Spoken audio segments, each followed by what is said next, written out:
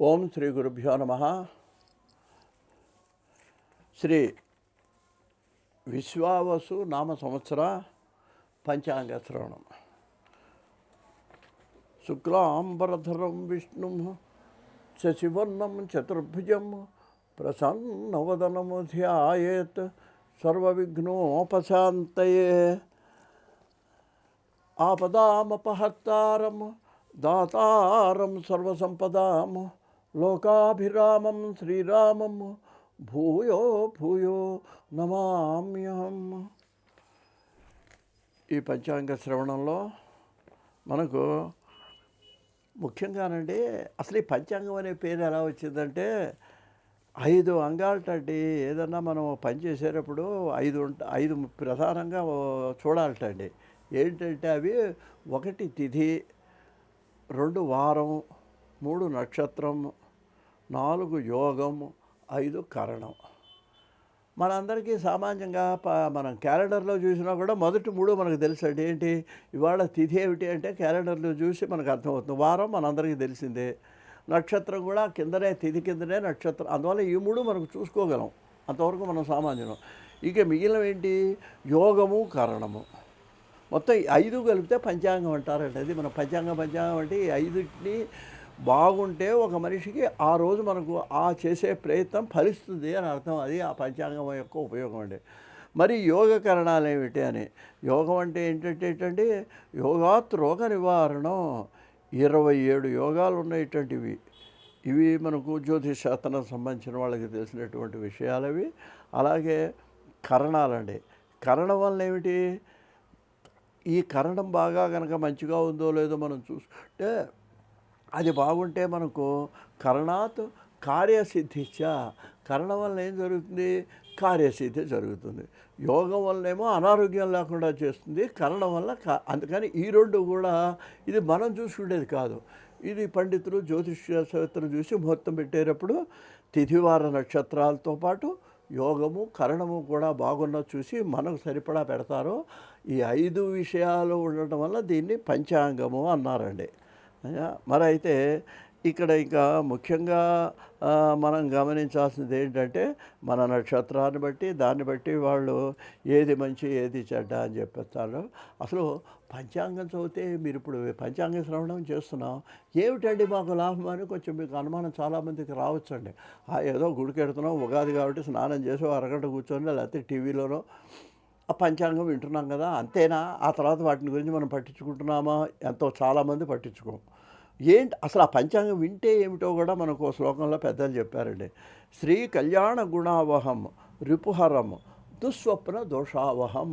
ఈ పంచాంగ శ్రవణం చేస్తేనండి మంచి శుభం కలుగుతుందండి మనకు. ఆ రోజే కాదు, ఆ సంవత్సరం అంతా కూడా. రిపుహరం, శత్రువులు మనకు ఉండరు. అంటే ఏదో శత్రువులు నాశనం అయిపోతారు, చచ్చిపోతారని కాదు, అసలు శత్రువే మనకు ఉండదు. అంటే మనని అందరూ మిత్రభావంతో, అది అలా అర్థం చేసుకోవాలి మనం. రిపుహారం అంటే శత్రువుని చంపుతుంది పంచాంగం అని కాదు, శత్రువు లేకుండా చేస్తుంది, అందరూ మనతో మిత్రభావంతో ఉండేట్టుగా చేస్తుంది ఈ పంచాంగ శ్రవణం. తర్వాత ఏంటిట మనకి దుస్వప్న దోషావహం. చెడ్డ కళ్ళు ఏమన్నా ఉంటే అవి నశిస్తాయిటండి. గంగా స్నాన విశేష పుణ్యఫలదం. పంచాంగాన్ని వింటట్టు చూడండి ఎంత లాభం మనకి. గంగా స్నానం చేసిన ఫలితం వస్తుందండి పంచాంగాన్ని శ్రద్ధగా వింటే. ఏదో విని చెబుతూ విని వదిలేయటం కాదు, అలా వింటే గంగా స్నాన విశేష పుణ్యఫలదము. గోదాన తుల్యం నృణాం. మనోళ్ళందరికీ కూడా గోదానం చేసిన ఫలితం మనకు వస్తుంది. ఆయుర్వృద్ధి, ఆయుర్దాయం వృద్ధి చెందుతుంది. శుభకరం సంతాన ఎన్ని లాభాలు చెబుతున్నారు చూడండి పంచాంగ శ్రవణం వలన. నానాకర్మ సుసాధనం సముచితం పంచాంగం ఆకర్ణ్యతాం. కాబట్టి నాయలారా ఈ పంచాంగాన్ని మీరు వినండి అని పండితులు మనకు చెబుతున్నారండి. మరి నిజంగా మనం చెప్పాలంటే ఎక్కడో తాటాకుపాకల్లో కూర్చొని రాసినటువంటి పంచాంగాలు రాసిన మన సిద్ధాంతులు గ్రహణం ఎప్పుడు వస్తుందో చెప్తున్నారు. గంటల నిమిషాలతో ఏ ప్రాంతంలో వస్తుంది, ఎప్పుడు పట్టుదూయి ఉంటుంది, ఎప్పుడు విడిపుంటుంది, ఎలా చెప్తున్నారండి. ఇది ఒక శాస్త్రం. ఇదంతా ఒట్టిది ఉండేది. ఒట్టిదంటే మరి అక్కడ ఆకాశంలో మీ గ్రహణం ఎలా కనిపిస్తుంది? ఇది ఒక్క నిదర్శనం చాలండి మన శాస్త్రవేత్తలు చెప్పేవి యథార్థాలని చెప్పడానికి ఒక్క గ్రహణాలు సంబంధించిన విషయం మనకు సరిపోతుందండి అయ్యా. మరి అందుకని ఇది రాసులు 9, మరి ఈ రాసులు 12, 12కి ఒక్కొక్క దాంట్లో 9 పాదాల కింద చేసుకుంటే 12 × 9 108. నక్షత్రాలు 27, 27 × 4 పాదాలు 108. అందుకనే మనకు ఏదైనా జపమాలలో 108 పూసలు ఎందుకు పెట్టుకుంటామంటే ఈ 108కి అంత ప్రాముఖ్యం మనకి ఉన్నదండి. మనం చాలామంది శతాయుష్మాన్ భవ 100 సంవత్సరాలు పూర్ణార్థం అనుకుంటాం. కాదండి, జాతక చక్రంలో చూస్తే ఏదో చంద్రుడు 10 సంవత్సరాలు, కుజుడు 7 సంవత్సరాలు లెక్కడితే చివరికి ఈ 9 గ్రహాల యొక్క టోటల్ చేస్తే 120 సంవత్సరాలు వస్తుంది. అంటే అర్థం ఏంటనమాట, మానవుడి యొక్క పూర్ణాయుర్దాయం 120 సంవత్సరాలండి.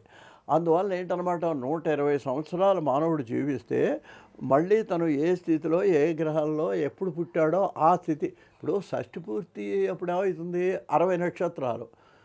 షష్ఠి పూర్తి అప్పుడు మనం పుట్టిన పేరు గల ఆ సంవత్సరం వస్తుంది. అలాగే ఇక్కడ 120 సంవత్సరాలండి మొత్తం ఏంటి గ్రహస్థితులు అన్నీ కంప్లీట్ అవ్వటానికి. కాబట్టి మానవుడు పూర్వాయుర్దాయం మనం 120 సంవత్సరాలు అనేటువంటి విషయాన్ని కూడా మనం గ్రహించాలండి. ఇక ఈ సంవత్సరానికి వచ్చినట్లయితే దీని పేరు శ్రీ విశ్వావసునామ సంవత్సరము. వసు అనే శబ్దానికి ధనము అని, బంగారం అని కూడా అర్థం ఉందండి. విశ్వాసం అంటే మన ప్రపంచానంతటికి మంచి చేస్తుంది, ధనాన్ని ఇస్తుంది అని మనం కాసేపు అనుకుందాం. పోనీ అలా అనుకోవటం కూడా మన సంతృప్తేనండి. ఎందుకంటే ఇప్పుడు క్రోధినామ సంవత్సరం వచ్చింది అంటే అది కోపం తెచ్చేసిందని అందరికీ. ఇది నవ్వునండి. నామవాచకం అంటే పేరు. వాడు మన్మథరావు అని పెట్టుకున్నాడు అనుకోండి, వాడు చాలా అందగాడనా కాదు, అది అతని పేరు అది. అలాగే ఈ సంవత్సరాల పేర్లలో ఇది విశ్వావసు నామ సంవత్సరము. ఈ సంవత్సరంలో ఈ ఉగాది ఏమైందంటే మార్చి నెల 30వ తేదీ వచ్చిందండి. ఈ ఉగాది ఆదివారం నాడు వచ్చింది. అక్కడి నుంచి మనకు వసంత నవరాత్రులు ప్రారంభం, వసంత ఋతువు ప్రారంభం. మరి ఆ రోజున మనం అభ్యంగన స్నానం చేస్తామండి, నింబ కుసుమ భక్షణం చేస్తాము. నింబ కుసుమ భక్షణం అంటే వేప పచ్చడి తింటాం అనమాట అండి. ఎంత ఉన్నవాడు లేనివాడైనా సరే కొంచెం ఏదో వాడు కొన్నంతలో కొత్త బట్టలు వేసుకుంటాడు, హాయిగా కొంచెం సంతోషంగా ఉంటాడు, పిండి వంటలు చేసుకుంటారు, దైవ దర్శనం చేసుకుంటాడు, పంచాంగ శ్రవణం చేస్తారు. ఇది ముఖ్యమైందండి. ఇది ఉగాది నాడు చేయాల్సిన పనులలోనండి. అయ్యా మరి ఏంటి వేపు అన్నట్టయితే ఈ వేపాకు వేపబెరడు కూడా చర్మ వ్యాధులను నివారిస్తుందండి. ఆ వేప చెట్టు గాలి చెట్టు కింద కూర్చుంటే ఆరోగ్యాన్ని ఇస్తుందండి మనకి. ఈ గుంటూరు జిల్లాలో అక్కడ వేపు అని రాలుతుంది కదండి, అది జాగ్రత్తగా ఎండబెట్టుకొని వేపు పచ్చడిని కూర కింద చేసుకొని తింటారండి. అది ఆరోగ్యానికి చాలా మంచిది. చింతపండు బెల్లం వేసి వేపు పచ్చడిని తింటారట గుంటూరు, ప్రకాశం జిల్లాల్లో. అది ఒక విధంగా ఆరోగ్యానికి మంచిది. వేపకాయలు కూడా మన ఆరోగ్యానికి ఎన్నో ఆయుర్వేదాల్లో వాడతారు, తీసుకెళ్ళి ఆ వేపకు సంబంధించిన అనేక వస్తువుల్ని. అదే కాకుండా నవరసులు అంటే ఏంటి, వేప పులుపు, చేదు, తీపి అన్నీ కూడా ఈ సంవత్సరంలో మనం అనుభవిస్తాం. కాబట్టి అన్నిటినీ కలిపి ఇక్కడ ఉగాది పచ్చడి మనకు చేయటం జరుగుతుంది అనేటువంటి విషయాన్ని కూడా మనం మరి గ్రహించాలండి. అందువలన ఈ విధంగా ఉన్నటువంటి పరిస్థితిలో ముఖ్యంగా మనకి ఈ ఉగాది ఆదివారం నాడు వచ్చింది. కాబట్టి ఆదివారం సూర్యుడు ప్రధానమైన వాడు కాబట్టి ఇక్కడ మనకేం కనిపిస్తున్నదంటే ఈ సంవత్సరానికి రాజు ఎవరు అన్నట్లయితే సూర్యుడు రాజు. అంటే ఏ వారం వస్తే దానికి అధిపతి రాజు అవుతాడండి ఈ సంవత్సరానికి. ఈ ఉగాది ఆదివారం వచ్చింది కాబట్టి సూర్యుడు రాజు. దీనివల్ల మనకు వచ్చే ఫలితాలు పరస్పర శత్రుత్వాలు, అగ్ని భయము, దొంగల భయము. ఈ సంవత్సరం మనం చాలా జాగ్రత్తగా ఉండాలి. మరి అధిక వర్షాలు అయితే గోధుమల పంట బాగా పండే అవకాశం కనిపిస్తున్నది. ఇక రాశిఫలాల్లో వీటిల్లో చూస్తే మంత్రి చంద్రుడైనాడండి. రాజేమో సూర్యుడు, మంత్రి చంద్రుడు. చంద్రుడు అవటం వలన పంటలు బాగా పండుతాయి, దేశం సుభిక్షంగా ఉంటుంది, పాడి పంటలు సమృద్ధిగా ఉంటాయి చంద్రుడి వలన. సేనాధిపతి, అర్ఘ్యాధిపతి మళ్ళీ సూర్యుడే. సూర్యుడి వలన ఏంటి మళ్ళీ యుద్ధాలు వస్తాయి, ప్రాణులకు రోగభయం ఉంటుంది, అల్పవృష్టి, ధరలు పెద్ద ఉండవు, పంటలకు తగిన ధరలు రావండి. మొన్న చూడండి ఈ మధ్య పెద్ద గొడవ అయింది. ఆ మిర్చి పంటకు గిట్టుబాటు రాలేదని చాలా గందరగోళం రైతులందరూ చేశారు. అదేవిధంగా ఈ సంవత్సరంలో కూడా అనేక పంటలకి గిట్టుబాటు ధర కూడా రాని పరిస్థితి ఏర్పడే అవకాశం ఉందండి. సస్యాధిపతి గురుడు, పంటలకు అధిపతి గురుడండి. ముఖ్యంగా మన గోధుమలు శనగలు బాగా పండుతాయి, మిగిలినవి అంతంత మాత్రంగా ఉంటుంది. అయితే భూమి పచ్చగా ఉంటుంది గురుడు వలన. ఏమండి, ఇంకా ముఖ్యంగా మనం దీంట్లో చెప్పుకోవాలంటే మూఢములు చూసుకుంటే గురుమూఢమి, శుక్రమూఢమి. గురుడు అంత అస్తంగతుడు అంటే ఇంకా ఆడ కనపడ్డండి ఆ గ్రహం ఆ సమయంలో సుముహూర్తాలు ఉండవు, ఏవి పెళ్ళిళ్ళు అవి ఏం చేయరు అనమాట. గురుమూఢమి చూపినట్లయితే 12/6/25 నుంచి 12/7/25 వరకు, అంటే ఇంచుమించు ఒక నెల రోజుల పాటు మూఢమి, ఏవి ముహూర్తాలు ఉండవు. ఇక శుక్రమూఢమి, శుక్రుడు బాగైపోతాడు, ఆ గ్రహం ఎవరికి కనపడ్డు. 28 నవంబర్లో వచ్చిందండి అది. 28/11/25 నుంచి 14/2/26 వరకు శుక్రమూఢమి. అంటే డిసెంబర్, జనవరి, ఫిబ్రవరి 14 వరకు శుక్రమూఢమి. ఇప్పుడు కూడా ముహూర్తాలు ఉండవు. ఇక కర్తరి, ఈ కర్తరి 4/5/25 నుంచి 28/5/25 వరకు ఈ కర్ర పనులు, మట్టి పనులు చేసేవాళ్ళేమో మానేయాలండి. ముఖ్యంగా ఈ తాటాకిళ్ళు కట్టుకునే వాళ్ళు కూడా ఆ సమయంలో పనికిరాదు. శంకుస్థాపనలు, గృహప్రవేశాలు అనేవి కూడా కొంతమంది గృహప్రవేశం అంటారు, కానీ వీలైనంత వరకు మానేయటం మంచిది. ఇక పుష్కరాలు ఈ నెలలో, ఈ సంవత్సరం సరస్వతీ నది పుష్కరాలు. సరస్వతి దగ్గర బద్రీనాథ్ దగ్గర పుట్టిందంటారండి సరస్వతి నది. మనకు ఇక్కడ సరే త్రివేణి సంగమంలో కూడా అంతర్గతంగా సరస్వతి నది ఉంది. మరి దీనికి 9/5/25 నుంచి 25/25 వరకు 12 రోజులు గురుడు మిథున రాశిలో ప్రవేశిస్తాడు. ఇది పుష్కర కాలం, సరస్వతీ నది పుష్కరాలు ఈ సంవత్సరం. ఇంకా సంక్రాంతి పురుషుడు 14/1/26న సంక్రాంతి పండుగ అండి. 13 కాదు, 14న రాత్రి 8:43కు సూర్యుడు మకర రాశిలో ప్రవేశిస్తాడు. 14వ తారీఖున రాత్రి. ఆయన పేరు మరి మంద, ఆయన పేరు. వాహనం వరాహం. కుంకుమ స్నానం చేత రాజులకు కొంచెం కష్టాలు ఇబ్బంది అవుతాయి. కస్తూరి గంధం చేత యుద్ధభయం ఉంది ఈ సంక్రాంతి పురుషుడు. రాగి పాత్రలో భుజిస్తాటండి ఆయన. దానివల్ల ఏమవుతుందంటే తామ్రనాశనం, రాగి ఎక్కువ ఖరీదు అవటం, అసలు అది కొంచెం ఇబ్బంది పడటం జరుగుతుంది రాగి వస్తువు. కత్తి ఆయుధంగా ధరించడం వలన యుద్ధ భయం మనకు కనిపిస్తున్నదండి ఈ సంవత్సరం. ఉత్తర దిక్కులో వెళ్ళటం వలన ఉత్తరాది రాష్ట్రాలకు కూడా కొంచెం నష్టం కనిపిస్తున్నది. ఇంకా గ్రహణాల విషయానికి వస్తే 7/9/25 ఆదివారం సంపూర్ణ చంద్రగ్రహణం. సెప్టెంబర్ 7వ తారీఖు 25 రాత్రి 9:56 నుంచి రాత్రి 1:20 వరకు మనకు సంపూర్ణ చంద్రగ్రహణము. కుంభరాశి వారు, శతభిష నక్షత్రం వాళ్ళు, పూర్వభాద్ర నక్షత్రం వాళ్ళు ఈ గ్రహణం చూడరాదు. రాత్రి భోజనం చేయరాదు. 7లోపే అన్ని పూజ 7 కూడా కాదండి, ఎప్పుడు మొదలు రాత్రి 9 కదా, 7లోపే మన భోజనాలు అవి పూర్తి చేసుకోవాలి. ఇంకా రెండవ గ్రహణం మార్చి 3వ తారీఖు 26వ సంవత్సరం మంగళవారం. అది పగల గ్రహణం అండి. మధ్యాహ్నం 3:19 నుంచి సాయంత్రం 6:46 వరకు కేతుగ్రస్త చంద్రగ్రహణం. ఇది సింహరాశి పుబ్బా నక్షత్రం వాళ్ళు చూడకూడదు అయ్యా, పగలిది కాబట్టి పగలు భోజనం చేయకూడదు. ఇది పగల గ్రహణం కాబట్టి పగలు భోజనం చేయకూడదు. గ్రహణానంతరం అంటే అర్థం ఏంటనమాట, గ్రహణం ఎప్పుడైపోతుంది 6:46, 7ంటికి స్నానం చేసుకొని అప్పుడు వంటలు చేసుకొని రాత్రికి భోజనాలు చేయాలి. ఆబ్దీకాలు కూడా గ్రహణానంతరమే చేయాలి అయ్యా.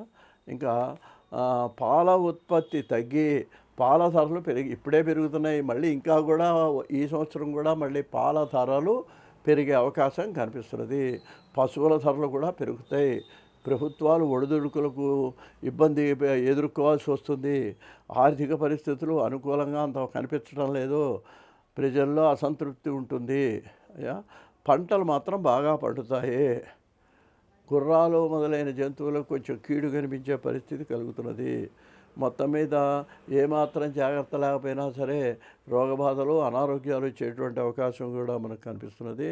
మనకు పండగల్లో చెప్పుకోవాలంటే డిసెంబర్ 30న మనకు ముక్కోటి ఏకాదశి పండుగ వస్తుంది. ఆ తర్వాత సంక్రాంతి పండుగ 14న వస్తున్నది. ఈ విధంగా మనకు విశ్వావసు సంవత్సరం జరుగుతుంది. ఇక మనకు రాశిఫలాలు కూడా నేను వివరించడానికి ప్రయత్నం చేస్తాను. 2025 సంవత్సర ఫలాల్లో భాగంగా 11వది కుంభరాశి. ఈ రాశి వాళ్ళకి ధనిష్ట 3, 4 పాదాలు, శతభిషం 1, 2, 3, 4 పాదాలు, పూర్వభద్ర 1, 2, 3 పాదాలు, మొత్తం 9. ఈ సంవత్సరం ఈ రాశి వారికి ఆదాయం 8, వ్యయం 14 అండి. వ్యయం కొంచెం ఖర్చు ఎక్కువే అవుతుంటుంది. గౌరవం 7, అవమానం 5. గౌరవం బాగుంది ఇది. ఇక ఈ రాశి శని యొక్క రాశి కాబట్టి ఇది ఏమండి, ధర్మ కార్యాలు మీరు చేస్తారండి.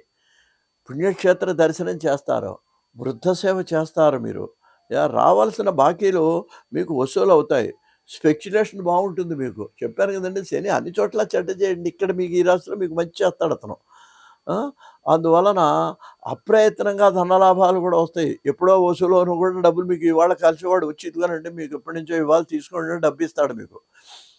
అప్రయత్నం ధనలాభం అంటారు. అలా ఆటల పోటీల్లో కూడా మీరు విజయాన్ని పొందుతారు. కొంచెం ఆ ఇంట్రెస్ట్ వాళ్ళు ఎవరన్నా ఉంటే.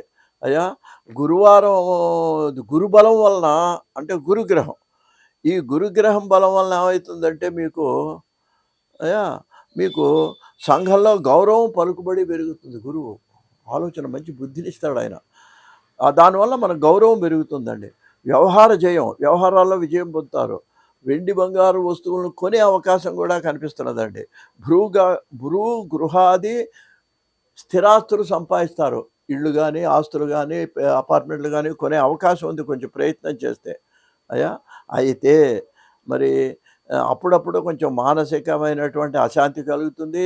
దానికి ఒకటేనండి మందు, దైవారాధన మానవద్దు. మంచి మాటలు చెప్తే ఎక్కడైనా వింటుండండి.